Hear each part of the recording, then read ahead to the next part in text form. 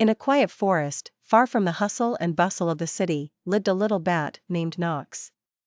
Unlike his brothers and sisters who reveled in the moonlit sky and the star-studded nights, Nox was different.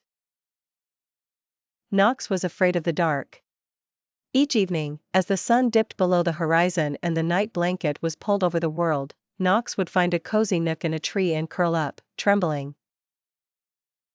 His friends, Zephyr the owl and Lila the firefly, often tried to encourage him to join them in their nocturnal misadventures, but Nox always shook his head, his small heart pounding with fear. "It's so vast and shadowy out there," Nox would whisper. "What if I get lost? What if something happens to me?" One evening, as Nox nestled in his usual spot, a sudden storm broke out. Fierce winds howled and lightning crackled through the sky. Trembling, Nox clung tighter to the tree, but a powerful gust of wind swept him out of his nook and flung him into the dark abyss.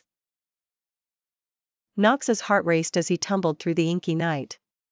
Panic surged through him until he heard a familiar voice. "Nox, flap your wings." It was Zephyr, who swooped down and steadied him. "You can do it, Nox. Just trust yourself." With Zephyr's guidance and Lila's glowing light showing the way, Nox hesitantly began to flap his wings. At first, his movements were clumsy and uncoordinated, but soon, instinct took over, and he found a rhythm. The storm began to calm, and the clouds parted, revealing a sky full of stars. For the first time, Nox truly saw the beauty of the night. With Zephyr and Lila by his side, Nox flew through the forest. He saw how the moonlight painted silver patterns on the leaves, how the stars whispered secrets to the night, and how the world was full of wonders that he had never noticed before. "Thank you," Nox said to his friends, his voice full of gratitude. "I never knew the night could be so beautiful."